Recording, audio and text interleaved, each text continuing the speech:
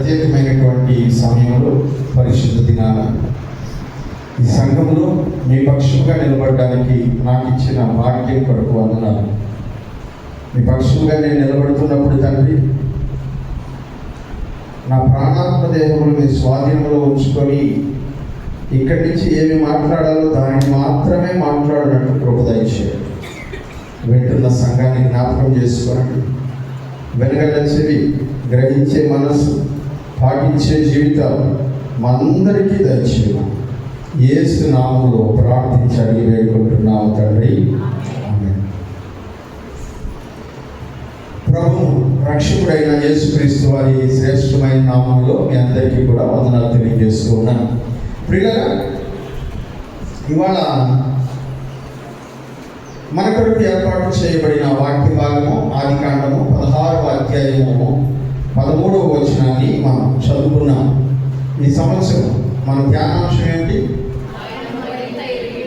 మూల వాక్యము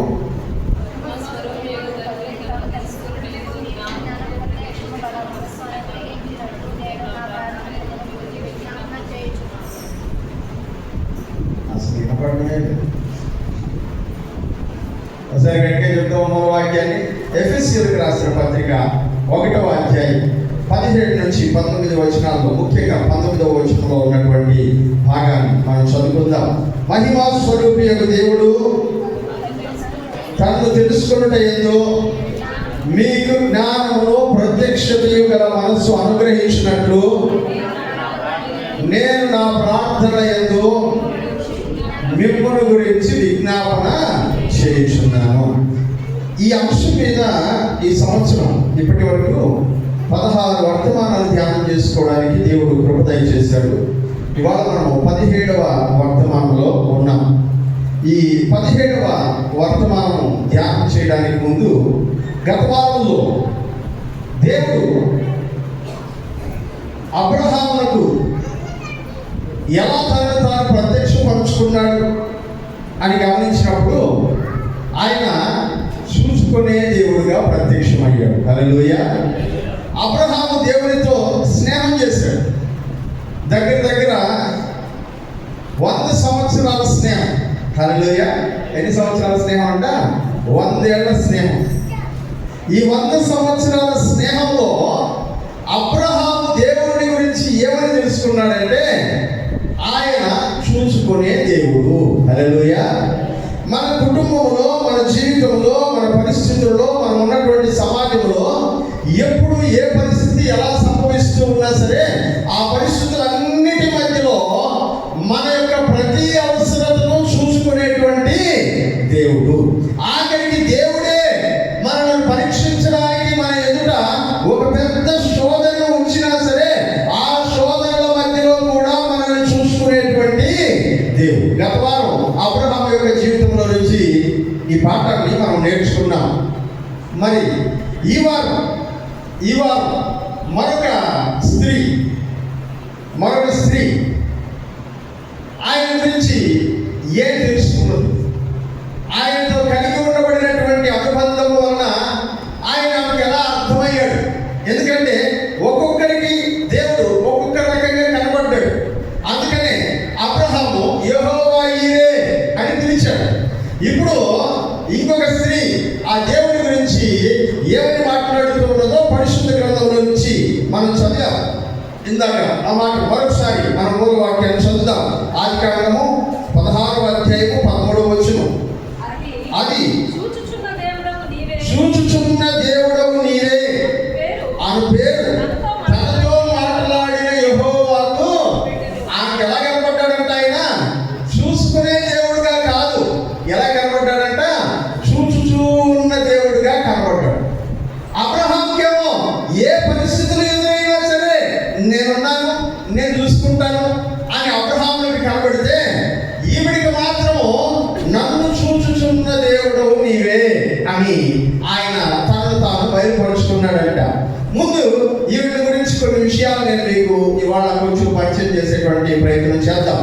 మీ అందరికీ తెలుసు ఈ వాక్యము ఈ భాగం గురించి తెలియనటువంటి వాళ్ళు ఎవరు లేరు. అయినా కూడా కొన్ని మాటలు నేను మీకు జ్ఞాపకం చేయాలనుకుంటూ ఉన్నాను. అబ్రహాము విశ్వాసం 100 ఏళ్ళ దేవుని పరిచయంలో అబ్రహామునికి అర్థమైన విషయం, ఆయన నన్ను చూసుకునే దేవుడు, నా కుటుంబాన్ని చూసుకునే దేవుడు, నా ప్రతి అవసరతను చూసుకునే దేవుడు, నా ప్రతి ఇబ్బందిని చూసుకునేటువంటి దేవుడు. ఆయన నాతో ఉంటే నాకు కొదువయ్యేది ఉండదు. ప్రతి సమయంలో ఆయన నాకు కనబడి నా ప్రతి అవసరతను తీరుస్తాడు. ఇది అబ్రహాముకి అర్థమైనటువంటి విషయం. అబ్రహాము ఇంట్లో ఉన్నటువంటి ఒక స్త్రీ 8 ఏళ్ళ నుంచి ఉంటుంది అబ్రహాము ఇంట్లో. ఎన్ని సంవత్సరాల నుంచి అంట? 8 సంవత్సరాల నుంచి. ఈ కథ జరగడానికి 8 సంవత్సరాల ముందు నుంచి అబ్రహాము ఇంట్లో ఉంటుంది. అంతకుముందు లేదా ఈవిడ అబ్రహాము ఇంట్లో అంటే లేదు. అంతకుముందు లేదా ఈవిడ అబ్రహాము ఇంట్లో అంటే లేదు. ఎందుకు లేదంటే ఈవిడిది ఊరు అనేటువంటి కల్దీయుల దేశం కాదు. అక్కడి నుంచి రాలా అబ్రహాము తోటి ఈవిడ. ఈమె ఐగుప్తు దేశం నుంచి వచ్చింది. ఎక్కడి నుంచి వచ్చిందంట? ఐగుప్తు దేశం నుంచి వచ్చింది. అన్యురాలు, దేవుడి గురించి ఏమీ తెలియనటువంటి స్త్రీ. అయితే 8 సంవత్సరాలుగా తన యజమానుడైనటువంటి అబ్రహాము ఏ దేవుడిని ఆరాధిస్తూ ఉన్నాడో జాగ్రత్తగా కనిపెడుతూ ఉన్నటువంటి స్త్రీ. హల్లెలూయా. 8 సంవత్సరాలుగా తన యజమానుడైనటువంటి అబ్రహాము, తన యజమానురాలైనటువంటి శారా ఏ దేవుణ్ణి ఆరాధిస్తూ ఉన్నారో బహు జాగ్రత్తగా కనిపెడుతూ ఉన్నటువంటి స్త్రీ ఈవిడ. విగ్రహారాధన కుటుంబంలో నుంచి వచ్చింది. ఆమె పుట్టినటువంటి దేశంలో కూడా ఆమె ప్రథమ స్థాయి పౌరురాలు కాదు. ద్వితీయ స్థాయిలో, తృతీయ స్థాయిలోనే ఉండబడినటువంటి పౌరురాలు. అంటే అర్థం ఏంటో తెలుసా? పౌరసత్వంలో 2-3 రకాలు ఉంటాయి. మనం ఇక్కడే పుట్టాం, ఇక్కడే పెరిగాం, ఇది మన దేశం, ఇది మన పౌర స్మృతి. అట్లా కాకుండా వేరే దేశాల నుంచి మన దేశంలోకి వచ్చి స్థిరపడి మన దేశం పౌరసత్వం కావాలని అడుగుతారు. వాళ్ళని గవర్నమెంట్ కొన్ని రోజులు పరిశీలించి భారతీయులు అనే ముద్ర వేయడానికి కొంత టైం తీసుకుంటుంది.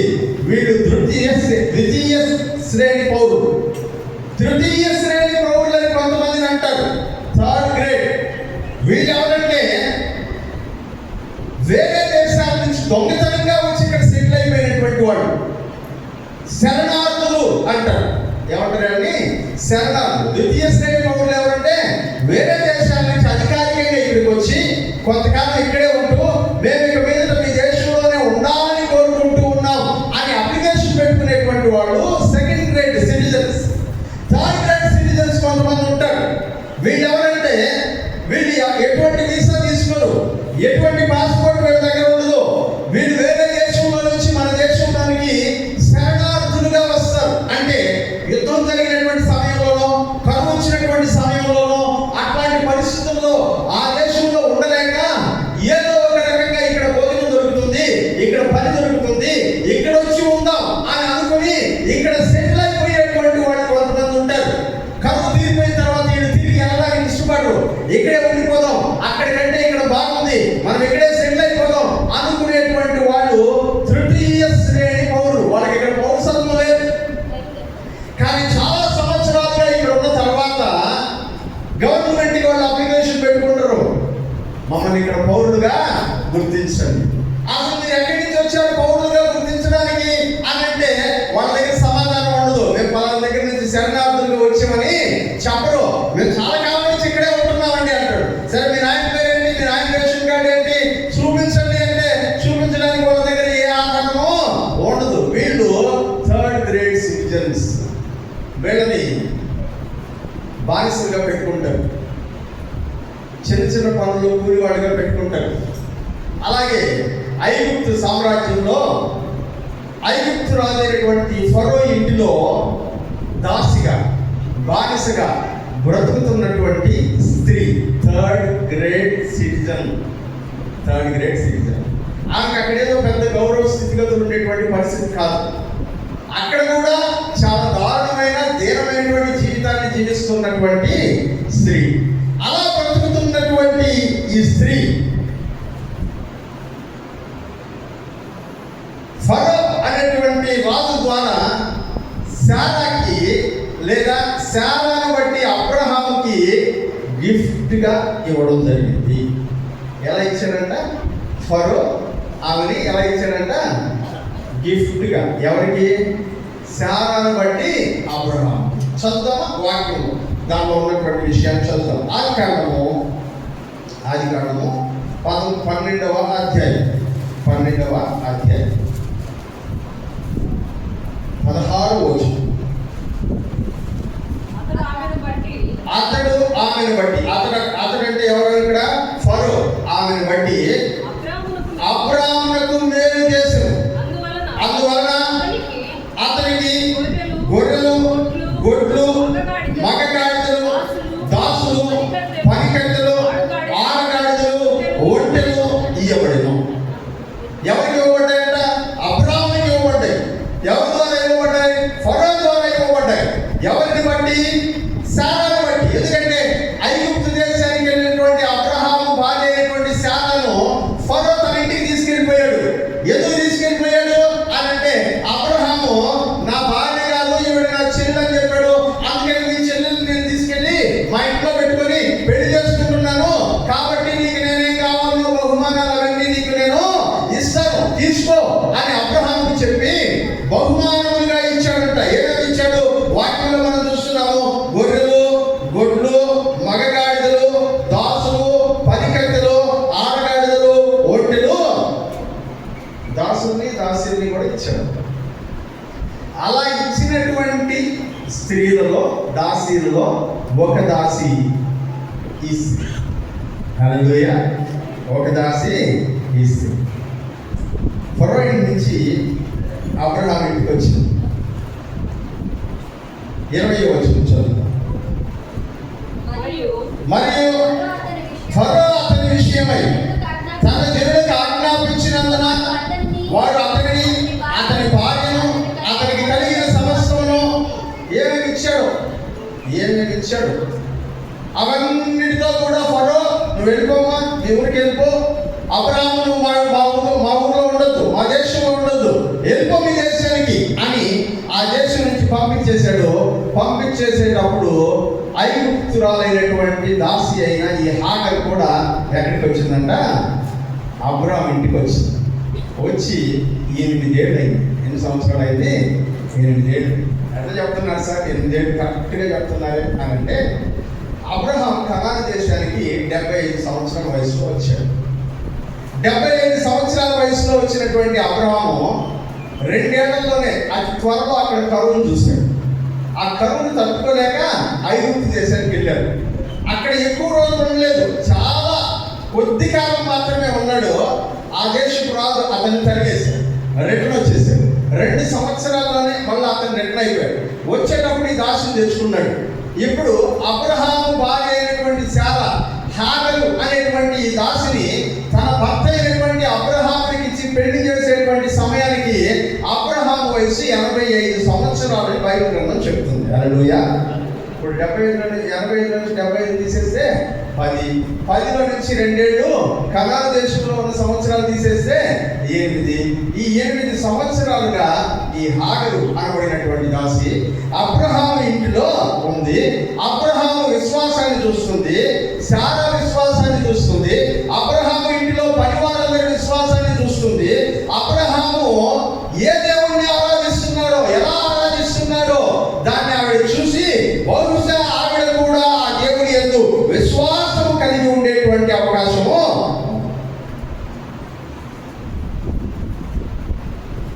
ఇక్కడ ఒక మాట నేను మీకు జ్ఞాపకం చేసి ముందుకు వెళ్ళిపోతాను. మన వర్తమానంలోని అంశం కాదు, అయినా ఒక మాట జ్ఞాపకం చేసి ముందుకు వెళ్ళిపోతాం.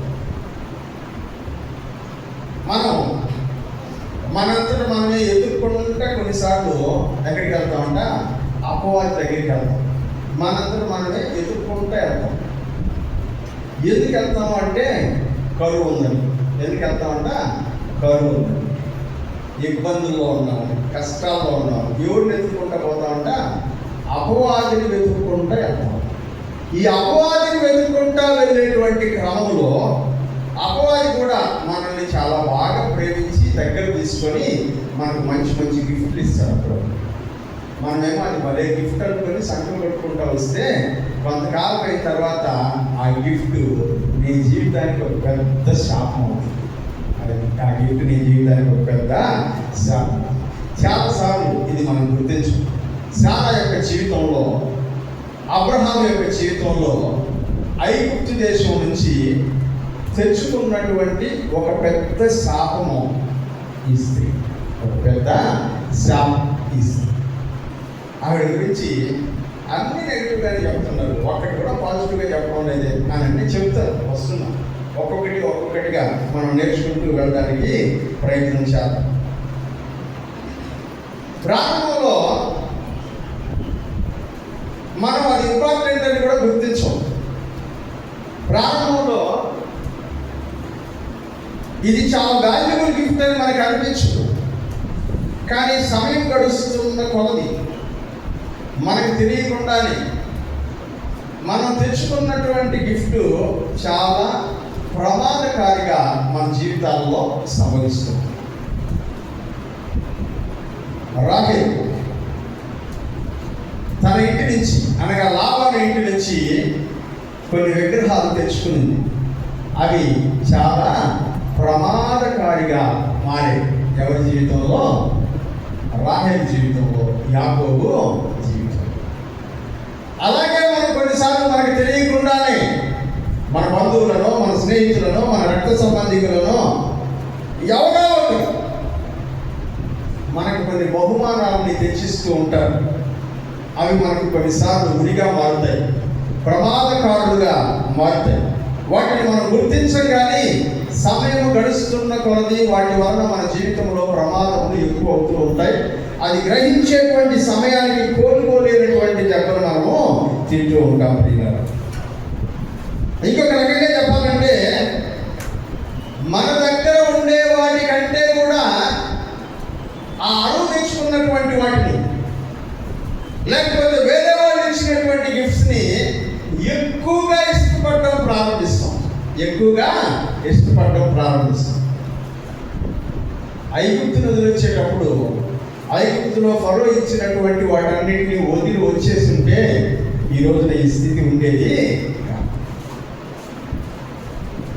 ఐగుప్తుని వదిలించేటప్పుడు ఐగుప్తులో ఫరో ద్వారా అనుగ్రహించబడిన ప్రతి బహుమానాన్ని తృణీకరించి వచ్చేసి ఉంటే ఈ రోజున అబ్రహాంకి పరిస్థితి ఉండేది కాదు. మనం మోసుకొచ్చుకుంటాం. ఏం చేస్తామంట? మోసుకొచ్చుకుంటాం. అవేదో చాలా విలువైనటువంటివని మన వెనకాలే మోసుకుంటూ వెళ్తాం. వాటిని అలా మోసుకొచ్చుకున్నటువంటి ఒక శాపం ఈ హాడు ఏం చేస్తుందంటే మనల్ని మోసగిస్తుంది, మన విశ్వాసాన్ని సంపాదించుకుంటుంది, మన యొద్ద ఉన్నటువంటి వాటి కంటే ఎక్కువగా వాటిని నమ్మేటట్టు చేస్తుంది. శారాకి ఐగుప్తుకి వెళ్ళకముందు దాసీలు లేరా? చాలా మంది ఉన్నారు. ఆదికాండంలో మనం చదువుతున్నాం. ఆమె వచ్చేటప్పుడు ఏమేమి తెలుసుకునిందో మనం చదువుకున్నాం. ఆదికాండము 12వ అధ్యాయం. ఆదికాండము 12వ అధ్యాయం 5వ వచనం. అబ్రాము తన భార్య అయిన శారాయిని, తన సహోదరుని కుమారుడైన లోతును హారాన్లో తాను వారు ఆర్జించిన యావదాస్తిని, వారు సంపాదించిన సమస్తమైన వారిని తీసుకొని కనాను దేశమునకు వెళ్ళటకు బయలుదేరి, కనాను దేశమునకు తను సంపాదించుకున్న సమస్తమైన వారిని, మనుషుల గురించి చెప్తున్నాడు, దాసుల గురించి. చాలా మంది దాసీలు ఉన్నారు. అబ్రహాం శారాకి చాలా మంది దాసీలు ఉన్నారు. కానీ శారా తన దగ్గర ఉండేటువంటి దాసీలు అందరినీ, అంతకాలం తన దగ్గర పనిచేస్తున్నారు కదా, వాళ్ళందరినీ పక్కన పడేసి కొత్తగా వచ్చినటువంటి దాసి అయినటువంటి హాగర్ని ఎక్కువ ప్రేమించేసింది. హల్లెలూయా. ఎంత ప్రేమించకపోతే తన భర్తని పెళ్లి చేయాలనుకున్నప్పుడు కల్దీయుల దేశమైన ఊరు అనేటువంటి దేశంలో నుంచి తనతో పాటు వచ్చినటువంటి దాసీలు చాలా మంది ఉన్నారు కదా, వాళ్ళలో ఎవరో ఒకరి నుంచి పెళ్లి చేయొచ్చు, చాలా కాలంగా వాడు తెలుసు. కానీ వాళ్ళు ఎవరిని పెళ్లి చేయాల. సెలెక్టెడ్ పర్సన్ ఎవరంట? హాగరు. ఎందుకంటే హాగరు శారాని మభ్య పెట్టేసింది. నాకంటే నీకు దగ్గరైన నీకెవరు లేరని చెప్తుంది, నాకంటే నిన్ను బాగా చూసుకునే వాళ్ళు లేరని చెప్తుంది, నాకంటే నిన్ను ప్రేమించే వాళ్ళు ఎవరు లేరని చెప్తుంది. వచ్చిన 8 ఏళ్లలో అంతకు ముందు ఉన్నటువంటి దాసదాసులందరినీ పక్కన పడేసి శారా ఎవరికి ఇంపార్టెన్స్ ఇవ్వడం మొదలు పెట్టిందంట. నేను చిన్నప్పుడు 5వ తరగతిలోనో 6వ తరగతిలోనో ఒక పాఠం ఉండేది, కొత్తగా వచ్చిన వారిని నమ్మరాదు అని ఒక పాఠం ఉంది. మీరు కూడా చదువుకున్నారా? ఒక పాఠం తెలుగులో, నాట్ ఇండియాలో అనుకుంటాను, లేకపోతే గద్ది భాగంలోనో ఒక పాఠం ఉంది. అందులో లోపల పక్షి పిల్లలు లోపల కూర్చొని ఉంటాయి, కింద నుంచి నక్క కొత్తగా వచ్చి పరిచయం చేస్తుంది. ఎవరిని? పక్షి పరిచయం చేసుకుంటే పక్షి వెళ్తూ ఆ చెప్పిన మాటలు విని బోత్తపడిపోయి, ఇదిగో నేను నా బిడ్డలకు ఆహారం తెస్తాను కానీ నా బిడ్డలకు నువ్వు కావాలా ఉండు అని ఎవరికి చెప్పిపోయిందంట? నాకు చెప్పింది. సేమ్ అదే సిచ్యువేషన్. 10, 20, 25 సంవత్సరాలుగా నీతో సహవాసం చేస్తున్నటువంటి దేవుని ప్రజలందరినీ వదిలిపెట్టేసి అన్యజనురాలైనటువంటి ఒక స్త్రీ నీ దగ్గరికి వచ్చి చెప్పినటువంటి చెప్పుడు మాటలకు ఆకర్షితురాలైపోయి వాళ్ళే నా ప్రియమైనటువంటి స్నేహితులని అతుక్కొని పోయే బ్యాచ్ ఒకటి ఉంటుందన్నమాట. ఆ బ్యాచ్కి చెందినదే శారా. ఆ మోసగించేటువంటి బ్యాచ్లో చేరింది హాగరు. 8 సంవత్సరాలు ఎంత బాగా నమ్మించిందో. 8 సంవత్సరాల్లో అందరినీ మించి ఎవరి మీద నమ్మకం పెట్టేసింది నాకు? శారా హాగరు మీద నమ్మకం పెట్టేసింది. నాకు ఈ సమయంలో అబ్రహామును ఒకసారి నీకు జ్ఞాపకం చేయాలనిపిస్తుంది. శారాకి అబ్రహాంకి మధ్యలో ఉండేటువంటి వైరుధ్యాన్ని మీకు చూపించాలనుకుంటున్నాను. అబ్రహాముకి ఒక దాసుడు ఉండేవాడు, పేరు ఎలియాజరు. ఏం పేరు? పేరు ఎలియాజరు. చదువుతామా ఆయన గురించి? ఈ శారా సింగల్ రాకముందు నుంచే ఈయన దాసుడిగా ఉన్నాడు అబ్రహాముకి. ఆదికాండం 15వ అధ్యాయం. ఆదికాండం 15వ అధ్యాయం.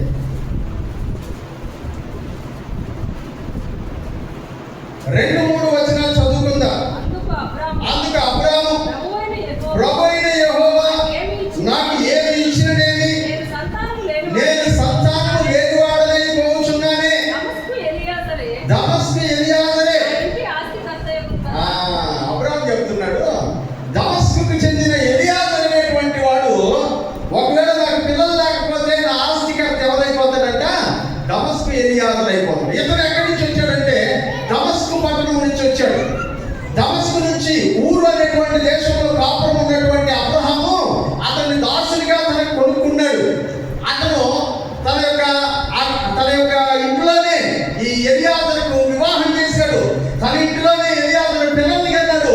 ఇప్పుడు అబ్రహాము ఏ స్థానం ఇచ్చాడంటే, ఒకవేళ నేను పిల్లలు లేకుండా చచ్చిపోతే నా తర్వాత నా ఆస్తి అంతా ఎవరికి చెందుతుందో తెలుసా?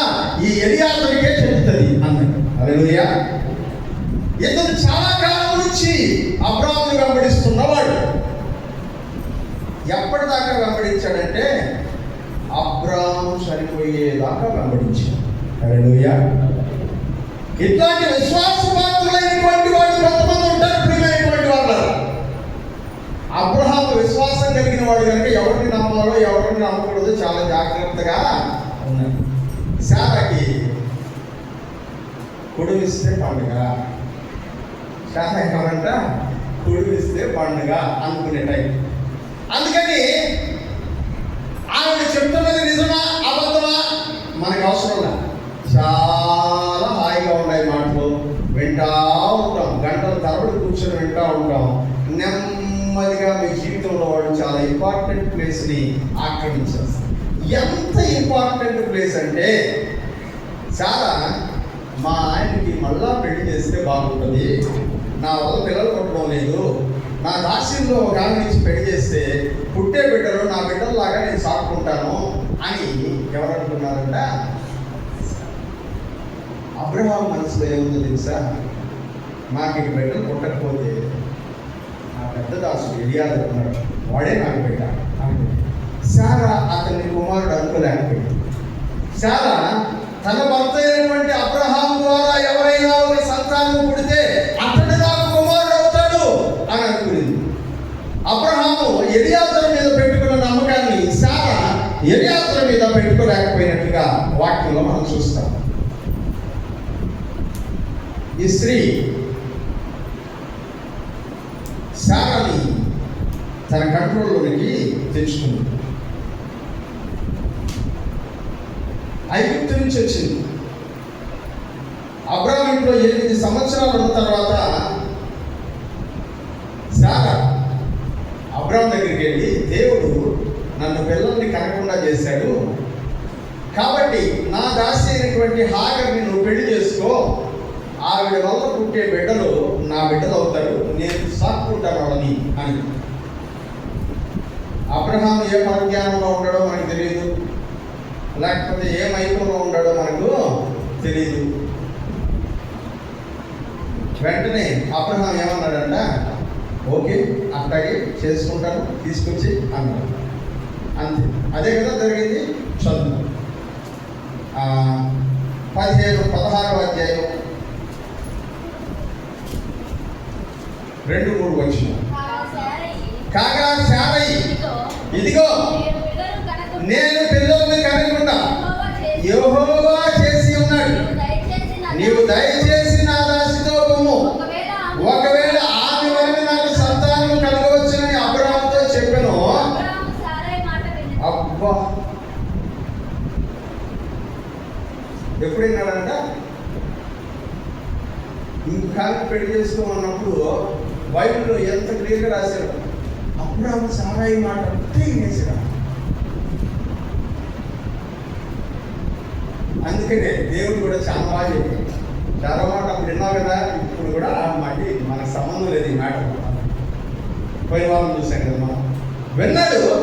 ఏం జరిగించదు కాబట్టి అబ్రహాము కనాను దేశంలో 10 ఏళ్ళు కాపురం ఉన్న తర్వాత అబ్రహాము భార్య శారయి తన దాసి అయిన హాగరు అను ఐగుప్తీయురాలిని తీసుకొని తన పెళ్లికైన అబ్రహాము భార్యగా ఉండినట్లు అతనికి ఇచ్చెను. హల్లెలూయా. హాగరు టాస్క్ కంప్లీట్ అయిపోయింది.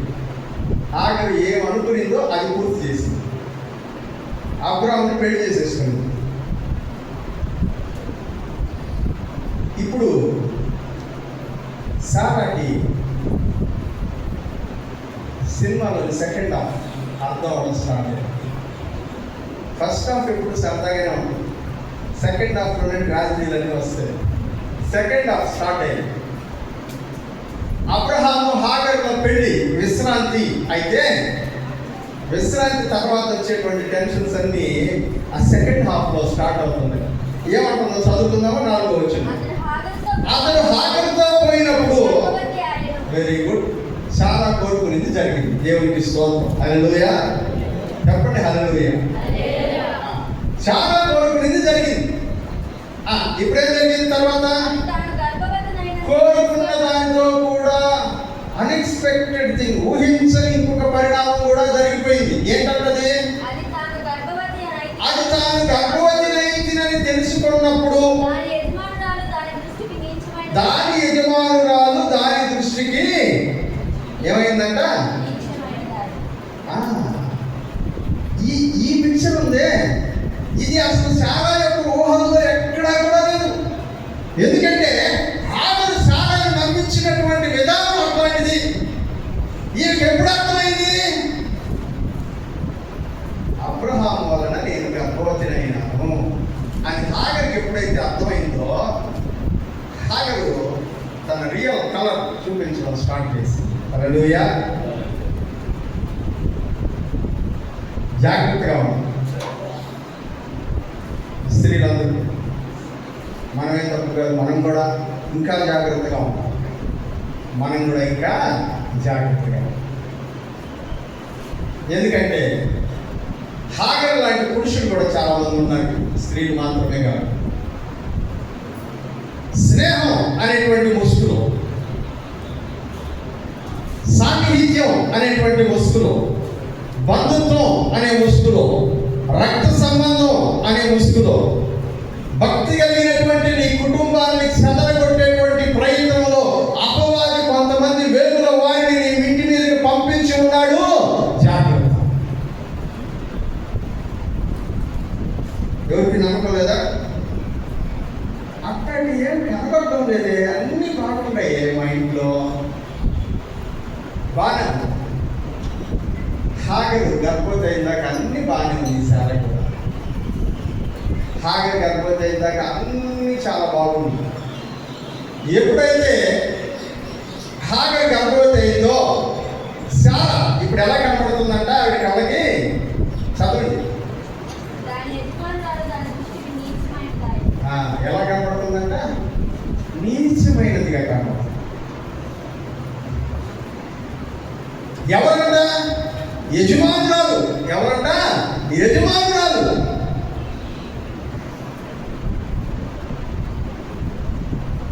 యజమానురాలు నీచమైనదిగా ఎందుకు కనపడుతుంది? ఎందుకంటే ఆవిడ చేయలేని ఒక దాన్ని ఈవిడ సంపాదించింది. ఆవిడ వల్ల కాని ఒక దాన్ని ఈవిడ చేయగలుగుతుంది. అందువల్ల ఈవిడ హృదయంలో విపరీతమైనటువంటి అహంకారం పెరిగితే నోట్లో నుంచి మాటలు కూడా అహంకారయుక్తంగానే వస్తాయి. హృదయం నిండిన దానిని ఏం మాట్లాడుతుందంట? నోరు మాట్లాడు. తన దృష్టికి నీచమైనదిగా సారా కనబడినట్లు సారాకి ఎలా తెలిసింది అంటే ఈవిడ మాటలు బట్టి. ఈవిడ మాటలు నిన్నదాకా యజమానురాలా ఏమనిపించిందంట? ఇప్పుడు పెళ్ళైన కొత్తలో శాఖ ఏమనిపిస్తుందంట? చెప్పనమ్మా, చెప్పండి. ఎలా పిలుస్తుంది హాగరు? పెళ్లి కాకముందు, పెళ్లి ప్రపోజల్ వచ్చేదాకా కూడా ఏమని పిలుస్తుందంట? యజమానురాలా హాగరు సారా. పెళ్లి ప్రపోజల్స్ వచ్చి పెళ్ళైపోగానే యజమానురాలు ఏ ప్లేస్లోకి వెళ్ళిపోయిందంటే ఇప్పుడు అక్కడ ప్లేస్లోకి వెళ్ళిపోయింది. ఇప్పుడు ఏమని పిలుస్తుంది సారాని? సేమ్ అదే హాగరు, నిన్నటి దాకా ఉన్నటువంటి అదే హాగరు ఇప్పుడు ఏమని పిలుస్తుందంట? శారక. ఇప్పుడు ఆవిడ గర్భవతి అయింది. ఇప్పుడు ఏమని పిలుస్తుంది తెలుసా? శారా. ఏమని పిలుస్తుంది ఇప్పుడు? శారా. మనుషుల మాటలు మారుతున్నాయంటే హృదయంలో పరిస్థితులు మారుతున్నాయని గమనించాలి. మనుషులు మిమ్మల్ని సంబోధించేటువంటి పద్ధతి మారుతుందంటే వాళ్ళ హృదయ ఆలోచనలు మారుతున్నాయనేటువంటి విషయాన్ని గమనించాలి. సంబోధన చాలా ముఖ్యమైనది ప్రియమైనటువంటి వాళ్ళ. ఆ సంబోధనలో ఎక్కడ తేడా కనబడినా బహు జాగ్రత్తగా ఉండాలి. అపవాది మిమ్మల్ని వెంటాడుతున్నాడు అనేటువంటి విషయం జ్ఞాపకం పెట్టుకోండి. వారితో మీకు ఉన్నటువంటి అనుబంధంలో తేడా వచ్చింది, వాళ్ళ హృదయంలో మీ మీద ఉన్నటువంటి అభిప్రాయంలో తేడా వచ్చింది. గమనించండి, జాగ్రత్త పడండి. ఇప్పుడు శాఖ కాస్త ప్రమోషన్ తీసుకొని ఏ ప్లేస్లోకి వెళ్ళిపోయిందంట? శారా. ఇది ప్రమోషన్ అనుకోండి, డిమోషన్ అనాలి. ఇది ప్రమోషన్ కాదు, డిమోషన్. శారా అంట. నిన్నదాకా మా అన్న, మా అక్క, మాకు తెలిసిన వాళ్ళు, కొద్ది రోజుల తర్వాత మీ అన్న, మీ అక్క, మీకు తెలిసిన. ఇంకొద్ది రోజులు అయిపోయిన తర్వాత ఆయన, ఆవి, వాళ్ళు, వీళ్ళు, ఇంకా ముదిరితే వాడు, అది, మారుతున్నాయా మాటలు? హాగరు, నీ మాటలు మారుతున్నాయా? సారాయి దాసుడైన హాగరు, నీ మాటలు మారుతున్నాయా? నీ హృదయంలో అభిప్రాయం మారుతుంది, జాగ్రత్త. కష్టాల్లో ఇరుక్కునే టైం దగ్గర పడింది, నీకు జాగ్రత్త. ఇబ్బందుల్లో ఇరుక్కునే టైం దగ్గర పడింది, నీకు జాగ్రత్త. హాగరు, నువ్వు మాట్లాడేటువంటి మాటల విషయంలో జాగ్రత్తగా జాగ్రత్తగా. మారుతున్నాయి చాలా మందికి మాటలు, పిలిచే విధానం మారుతుంది, సంబోధన మారుతుంది, పరిస్థితులు మారుతున్నాయి. హాగర్లా ఇప్పుడు డిఫరెన్స్ ఎవరు గమనించారంట?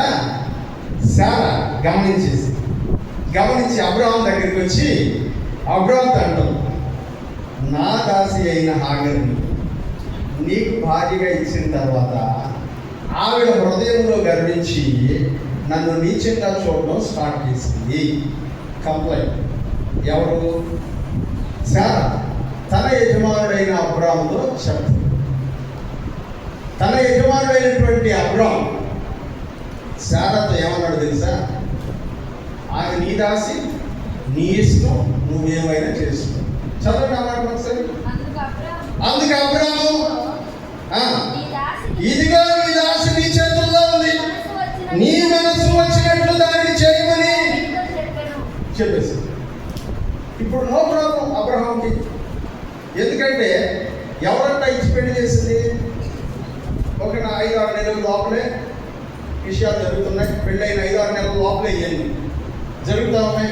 ఆమె చెప్తుంది, నాకేం ప్రాబ్లం లేదు, నువ్వే కదా నాకు ఇచ్చి పెళ్లి చేసినావు, ఆమె నీ దాసే, నా భార్యగా ప్రమోషన్ వచ్చిందని నువ్వు ఫీల్ అయితే దానికి నేనేం చేయలేదు, నేనేం ప్రమోషన్ ఇలా, ఇప్పటికి కూడా నీ దాసిగానే చూస్తున్నా, కాబట్టి నీ చేతుల్లో ఉంది, నువ్వు ఎట్లా కావాలంటే అట్లా చేసుకో, నాకేం ప్రాబ్లం లేదు.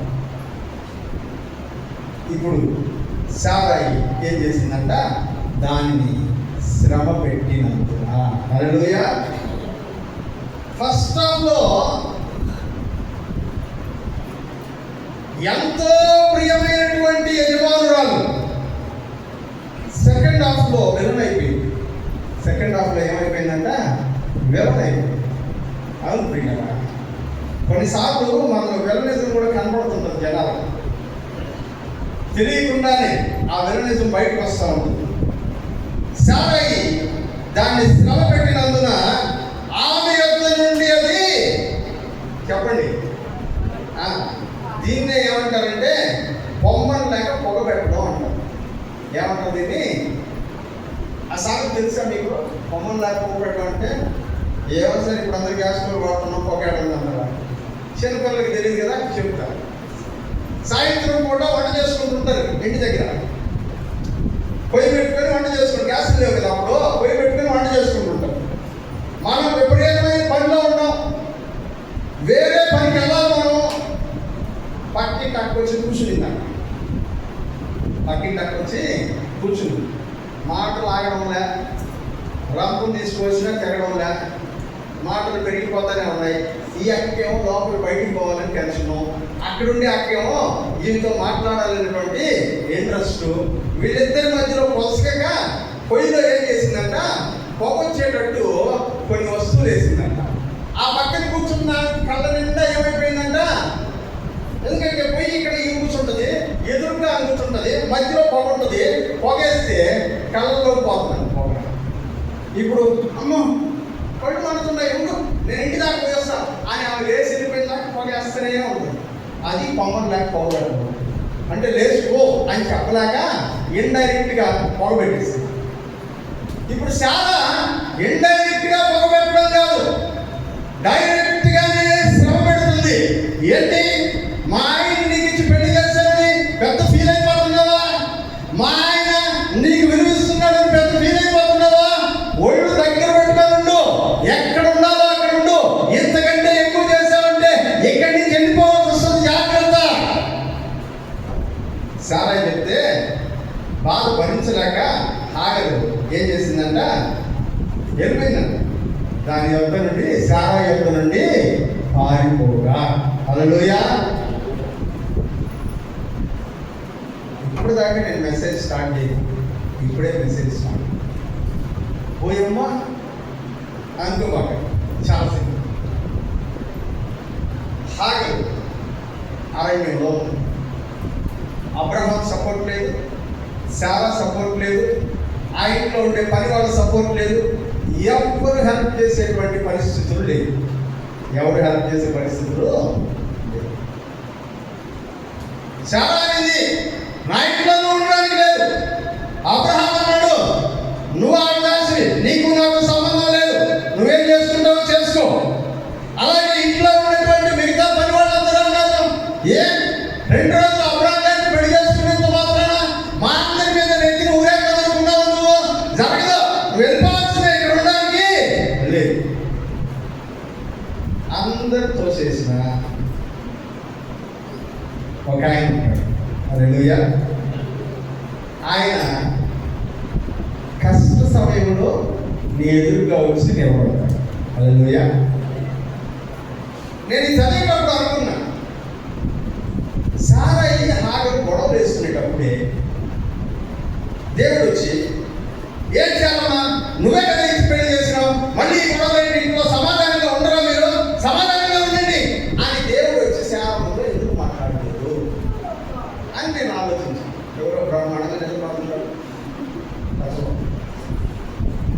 నేను చాలా సీరియస్గా చెప్తున్నా. శారం కాదు నచ్చకపోతే వచ్చేవాడు ఇంకో కత్తి నిలబడడం అడగలేదు. లేకపోతే హాగరు దగ్గరికి వచ్చి, హాగరు నువ్వు పనిదానిలాగే ఉండు, ఎక్స్ట్రా చేయబాకు, ఎంతవరకు ఉన్నారో నీ లిమిట్స్ లో నువ్వు ఉండు అని దేవుడు హాగరు దగ్గరికి వచ్చి మాట్లాడినప్పుడు అంతా అయిపోయిన తర్వాత, శారా ఇంట్లో నుంచి బయటకు వచ్చేసిన తర్వాత, అరణ్యంలో ఉన్నప్పుడు దిక్కు దశ ఎవరు లేకపోతే, కనబడి మాట్లాడేవాడు ఎవరు కనబడినటువంటి పరిస్థితుల్లో అరణ్యంలో ఎడారిలో తిరుగుతూ ఉంటే అప్పుడు వచ్చాడంట దేవుడు. హల్లెలూయా. అప్పుడు వచ్చాడు. అప్పుడు వచ్చి ఏమని అడుగుతున్నాడంటే, శారాయి దాసివైన హాగరు, అబ్రహాము భార్యవైన హాగరు అని పిలవట్లా. ఏమని పిలుస్తున్నాడు? శారాయి దాసివైన హాగరు. శారా నిన్ను అబ్రహాము వైఫ్ గా చూడట్లా. శారా నిన్ను అబ్రహాముకు వైఫ్ గా ఉండడానికి నిన్ను ఏర్పాటు చేసుకోవాలా. నువ్వు కేవలము ఆమె కొరకు ఒక పిల్లవాడిని కనిచ్చే యంత్రానివి. నువ్వు శారాయి దాసివి. నువ్వు ఎక్కడి నుంచి వస్తున్నావు, ఎక్కడికి వెళ్తున్నావు? ఇది ఆయన అడిగిన మాట. ఆ అంటుంది, నా యజమానురాలైన. ఇప్పుడు ఫస్ట్ డైలాగ్ వచ్చేసింది. ఏమని?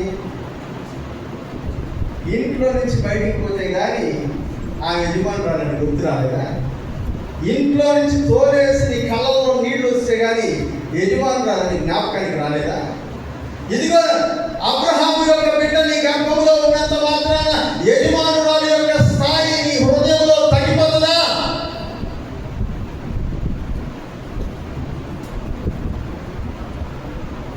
తగ్గిపోకూడదు కదా.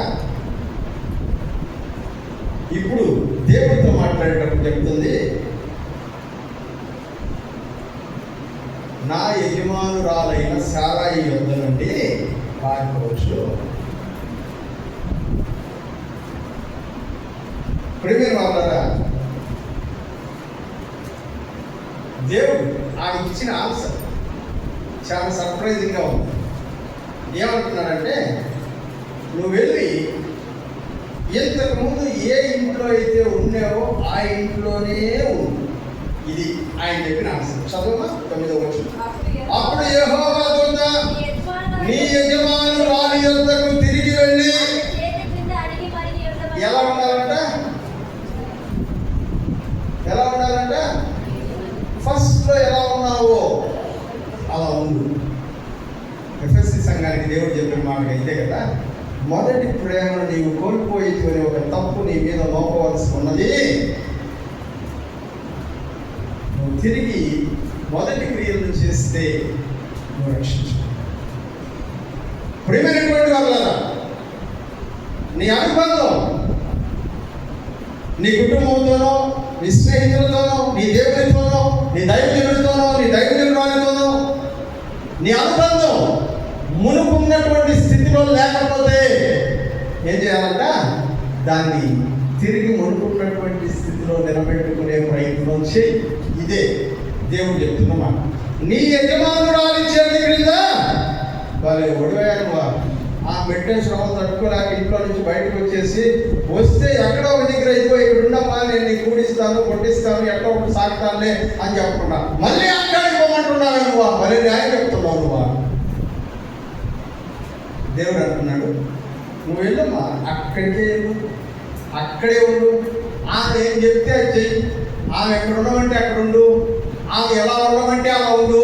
నువ్వు ఆమె దాసిని, ఆమె దగ్గరే ఉండాలా చెప్పాడు. చెప్పి ఏం చెప్పాడు? చదువు. మరియు యెహోవా దూత, ఇది చాలా ముఖ్యమైనది. నీ గర్భంలో ఉన్నాడే అబ్రహాముకు పుట్టబోతున్న కుమారుడు, నీ సంతానము, అతనిని నేను విస్తరింపజేస్తాను. అది లెక్కింప వీలులేనంత విస్తారమైనది అవుతుందని చెప్పాడు. అక్కడికి వెళ్ళి ఉంటే నేను చెప్పిన మాట విని సారాయి చేతి కింద నువ్వు అడిగి ఉంటే నేను నీ సంతానం, ఇప్పుడు నీ గర్భంలో పెరుగుతున్నటువంటి నీ సంతానము లెక్కలేనంత జనాభాగా నేను మారుస్తాను.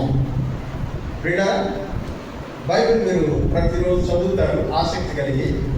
మీరు చదివిన వాటిలో ఎక్కడైనా నేను చెప్పేది గమనించారేమో ఆలోచించండి. హాగర్కి ఇష్మాయేలు కాక ఇంకొక కొడుకు ఉన్నారా?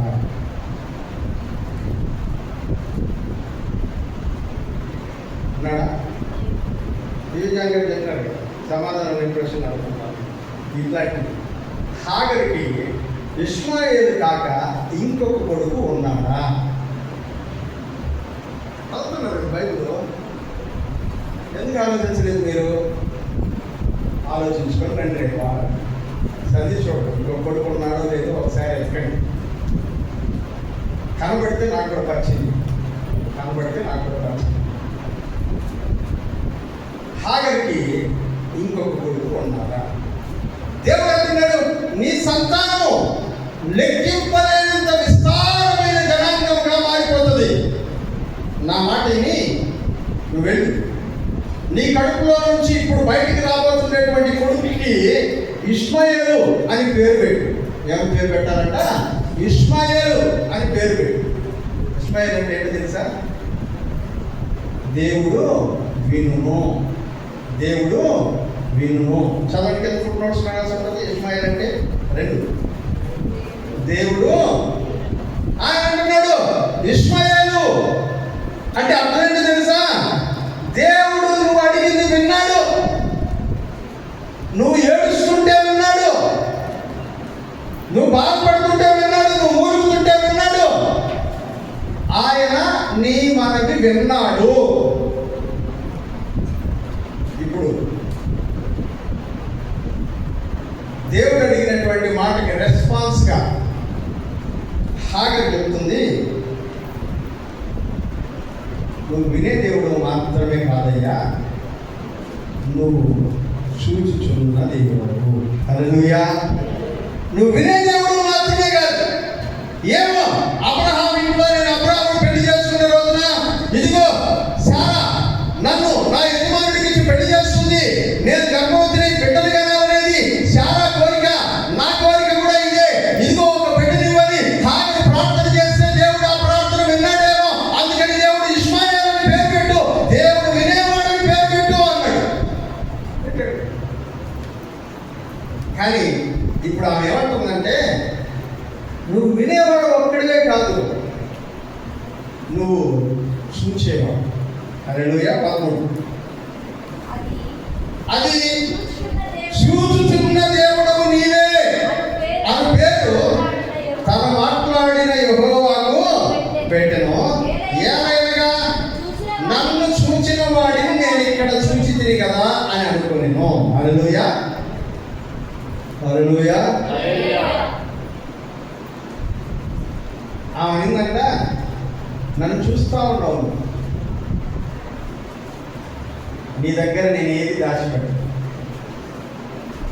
నేను ఆ రోజు ప్రార్థన చేసినప్పుడు నువ్వు విన్నావు, నా యజమానుడితో ప్రార్థన చేసేటప్పుడు నువ్వు చూసావు, నా యజమానురాలకు లోబడి ఉన్నప్పుడు నువ్వు చూసావు, నా యజమానురాలు నన్ను ప్రేమించేటట్టుగా నువ్వు చూసుకున్నావు, నా యజమానురాలు నన్ను ప్రేమించి అందరికంటే గొప్ప స్థానం ఇచ్చేటట్టుగా నువ్వు చూసావు. నా జీవితం అంతా నువ్వు చూస్తూ ఉన్నావు. పెళ్ళైన తర్వాత నా హృదయాన్ని కూడా నువ్వు చూసావు. నేను ఎలా ప్రవర్తించానో నువ్వు చూసావు. నా యజమానురాలి ప్రవర్తన, నా యజమానురాలి పట్ల నా ప్రవర్తన ఏంటో నువ్వు చూసావు. నాకు కనబడుతున్నావు. నా యజమానురాలు నన్ను తగిలేస్తే దిక్కు లేకుండా ఈ అరణ్యంలో తిరుగుతూ ఉంటే నువ్వు నన్ను చూస్తావు.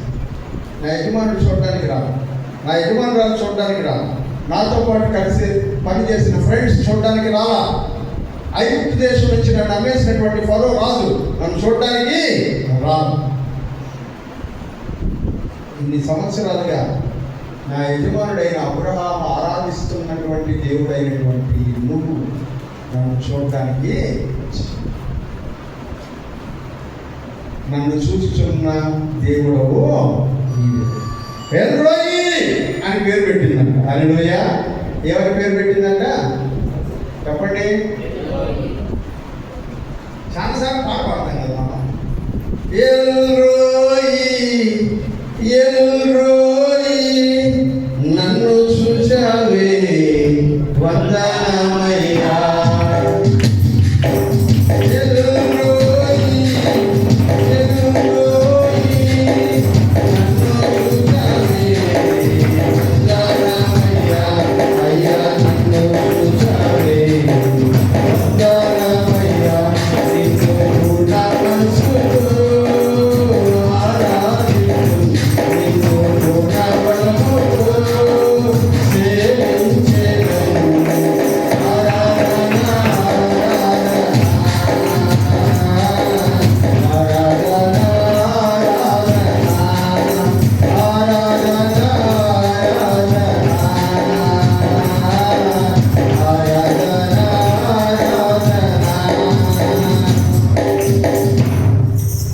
చూస్తున్న దేవుడు. ఎక్కడి నుంచి వచ్చింది అనుకుంటున్నారు? ఆ పాటలో చరణము హాగర్ జీవితంలో నుంచి వచ్చింది. హాగర్ చెప్పింది, నన్ను చూస్తున్న దేవుడు నువ్వే. ఈరోజు నాకు చాలా అద్భుతంగా అనిపించింది ఏంటంటే, మనం చదివిన కీర్తన ఈరోజు వాక్యం చాలా కరెక్ట్గా మ్యాచ్ అయింది. 139 కీర్తనకి వెళ్ళండి, చూస్తారు అక్కడ ఏముందో.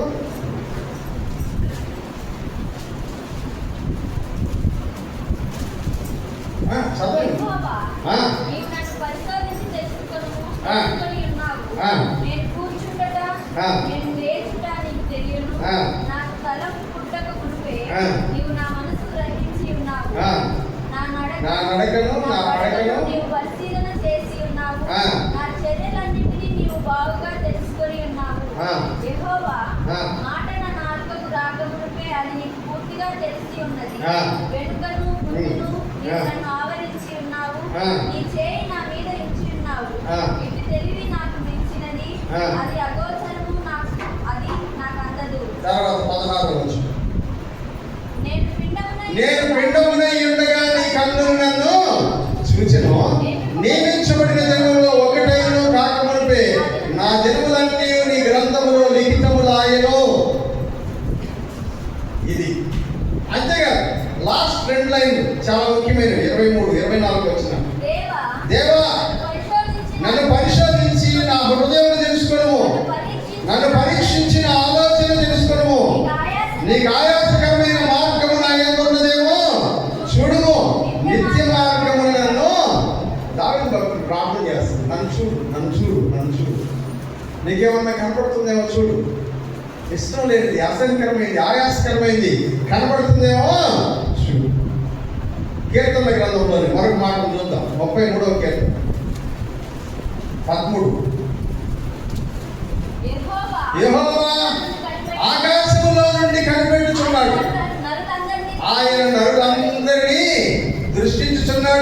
14. తానున్న నివాస స్థలంలో నుండి భూలోక నివాసులందరి వైపు ఆయన చూచుచూ ఉన్నాడు. 19వ వచనం. యెహోవా దృష్టి ఆయన యందు భయభక్తులు గల వారి మీదను ఆయన కృప కొరకు కనిపెట్టు వారి మీదను నిలుచుచున్నది. ఆయన మనం చూస్తున్నాడు. హాగరు హృదయాన్ని చూసిన దేవుడు, హృదయంలో కల్మషాన్ని చూసిన దేవుడు, హృదయంలో గర్వాన్ని చూసిన దేవుడు, అహంకారాన్ని చూసిన దేవుడు గద్దించి సరిచేసి మళ్ళీ ఎక్కడికి పంపించాడంట? సారా దగ్గరికి పంపించాడు. వచ్చింది హాగరు, వచ్చి 18 ఏళ్ళు మళ్ళీ అబ్రాహాముతో కాపురం చేసింది. హల్లెలూయా. ఎన్ని సంవత్సరాలంట? 18 సంవత్సరాలు. ఎందుకంటే ఇస్సాకు పుట్టే టైంకి ఇష్మాయేలు వయసు 14 ఏళ్ళు. ఇష్మాయేలు ఇస్సాకు పాలు విడిచేదాకా ఆ ఇంట్లోనే ఉన్నాడు. ఇస్సాకు పాలు విడిచేటువంటి వయసు 4 ఏళ్ళు. 18 ఏళ్ళు దేవుని మాట విని తనను శ్రమ పెట్టినటువంటి సారా ఇంటికి మళ్ళా వచ్చి సారా ఎన్ని మాటలన్నా దేవుడు ఉండమన్నాడు, దేవుడు ఉండమన్నాడు, దేవుడు ఓర్చుకోమన్నాడు, దేవుడు భరించమన్నాడు, దేవుడు తలంచుకొని ఉండమన్నాడు అని భరిస్తూ 18 ఏళ్ళు ఆ ఇంట్లో ఉండింది. హల్లెలూయా. ఒకరోజు వచ్చింది అబ్రహాము సారా ఇద్దరు, ఇంక నువ్వు మా ఇంట్లో ఉండదు, వెళ్ళిపో. కనీసం తాగడానికి సంచి నీళ్లు తప్ప ఇంకేం ఇవ్వలేదు. తాగడానికి ఒక వాటర్ బాటిల్ తప్ప ఇంకేం ఇవ్వదు. ఇంట్లో నుంచి తరివేసేటప్పుడు 18, 8, 26 సంవత్సరాలు ఆ ఇంట్లో ఉంటే 26 సంవత్సరాలు చాకరీ చేస్తే, 26 సంవత్సరాలు కష్టిస్తే, 26 సంవత్సరాలు శ్రమ పడితే, 26 సంవత్సరాలు ఎమోషనల్ గా బ్లాక్ మెయిల్ గురైతే, 26 సంవత్సరాలు తన శరీరాన్ని చంపుకొని ఇంకొకరికి బిడ్డలు కంటే, 26 సంవత్సరాలు తన జీవితాన్ని త్యాగం చేస్తే, ఆవిడ ఏమీ లేకుండా జస్ట్ ఒక వాటర్ బాటిల్ పంపించేశారు ఆ ఇంట్లో వాళ్ళు.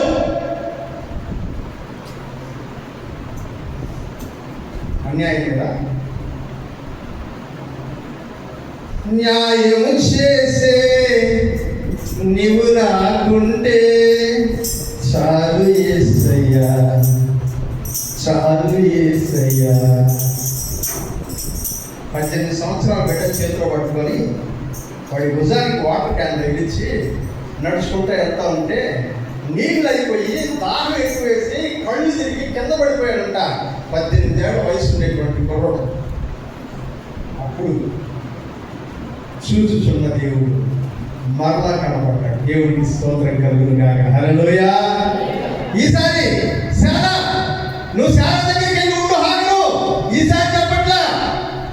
ఆ చిన్నవాడు చోటవాడు చేతిని పట్టుకొని లేపి నిలబడు, నేను నిన్ను ఇక్కడ గొప్ప జనాంగంగా మారుస్తాను. దేవుడికి స్తోత్రం కలుగును గాక. హల్లెలూయా. అందరూ వదిలేసమ్మా, నీ చేత చాకరీ చేయించుకొని, కష్టం చేయించుకొని, వృద్ధాప్యం వచ్చి నువ్వు లేవలేని స్థితిలోకి వచ్చినప్పుడు నిన్ను పట్టించుకోకుండా ఉండేవాళ్ళు చాలా మంది ఉండొచ్చు. తల్లులారా, అత్తల్లారా, మామల్లారా ఉండొచ్చు. కానీ నిన్ను చూస్తున్న దేవుడు ఒక ఆయన ఉన్నాడు.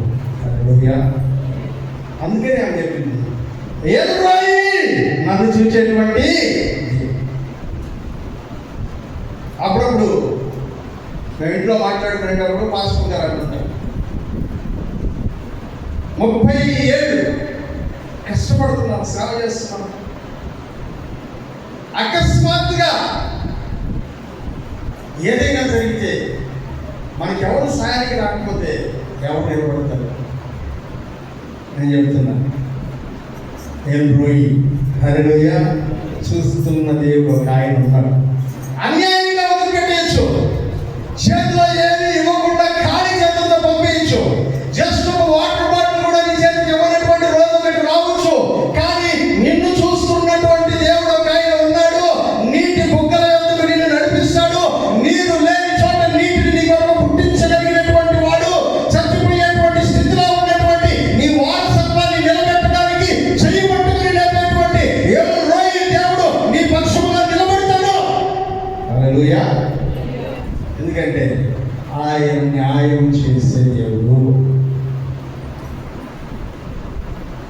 పట్టుకునిందంట.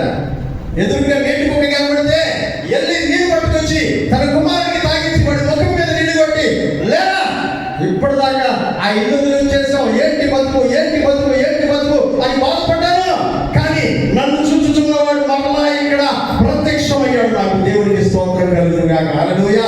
ఎవడు నన్ను పట్టించుకోకపోతే నన్ను చూస్తున్నానని చెప్పినటువంటి వాడు మరలా ఇక్కడ నాకు కనబడుతున్నాడు. ఆయన కనబడినంత ఒక మాట చెప్పాడు, ఏంటో తెలుసా, ఈ చిన్నవాడిని చెయ్యి పట్టుకో, నేను అతను ఒక గొప్ప విస్తారమైన జన్మగా మారుస్తాను. నాకు ఒక నిరీక్షణ ఇచ్చాడు, నువ్వు అవుతావు, నీలో నుండి 12 మంది రాజులు పుడతానని చెప్పాడు ఆయన.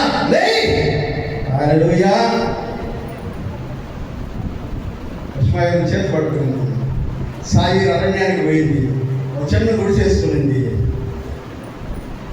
బిడ్డను పెంచడం స్టార్ట్ చేసింది. ఐగుప్తు దేశంలో తన బంధువుల దగ్గరికి వచ్చి ఒక అమ్మాయిని తీసుకొచ్చి పెళ్లి చేసింది. 12 మంది రాజుల్ని కన్నాడు. దేవునికి స్తోత్రం కలుగును గాక. హల్లెలూయా. అబ్రహాము సంతానం ఎంతమంది? ఇస్సాకు, యాకోబుకి ఎంతమంది? 12 మంది. ఇష్మాయేలుకి ఎంతమంది? దేవుడి తేడా చూపించు, ఈక్వల్. హల్లెలూయా. హల్లెలూయా. దేవుడికి ఏ భేదం లేదు. దేవుడికి ఏ భేదం. నువ్వు మాట వింటే, నువ్వు లోబడితే, ఇదే చూపిస్తే 18 ఏళ్ళు నా మాట నవ్వుతుంది. నువ్వు అక్కడికి వెళ్ళి చాలా ఎన్నెన్నో వరుసుకున్నావు, కొడితే పడ్డావు, తిడితే పడ్డావు, అబ్రహాము ద్వేషిస్తే దూరంగా వెళ్ళిపోయావు, దగ్గరికి రానివ్వకపోతే కుమిరి ఏడ్చావు. 18 ఏళ్ళు నాకు ఇచ్చిన మాట కోసం కట్టుబడి నువ్వు నిలబడ్డావు. నిన్నెందుకు వదిలిపెడతాను నేను? ఎల్రోయి దేవుడు వచ్చి పక్కన నిలబడ్డాడు. హల్లెలూయా. ఎల్రోయి దేవుడు వచ్చి పక్కన నిలబడ్డాడు.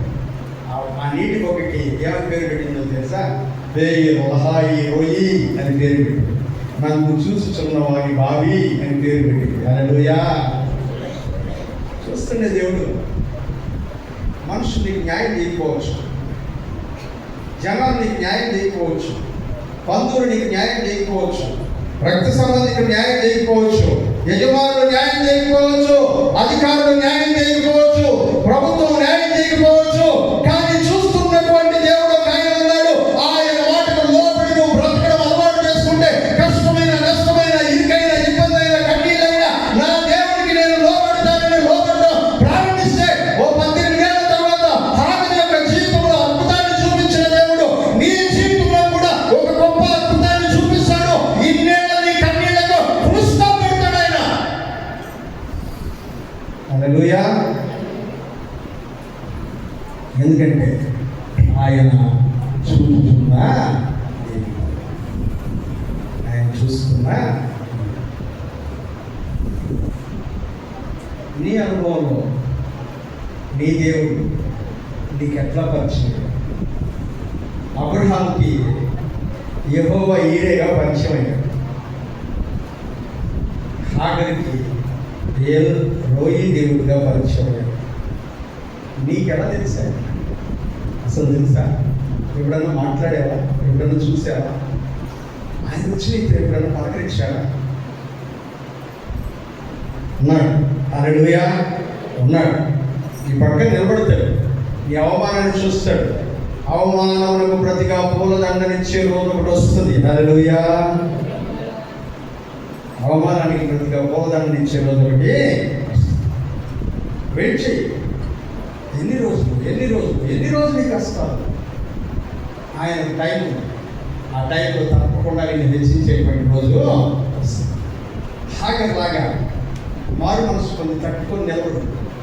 ఆయన తప్ప ఇంకెవరు నాకేం చేయలేరు అనుకుని ఆయన మీద ఆధారపడడం స్టార్ట్ చేయి. హాగర్ పక్కన నిలబడ్డ దేవుడు, చూసిన దేవుడు, లేవనెత్తిన దేవుడు నీ దగ్గరికి కూడా వస్తాడు, నీతో మాట్లాడుతాడు, నిన్ను కూడా నిలబెడతాడు. ఆమెకు చూస్తున్న దేవుడు, ఆయన చూసుకునే దేవుడు నీకు ఎలా ఉన్నాడో ఆయన తల్లంచండి, ప్రార్థన చేస్తాడు.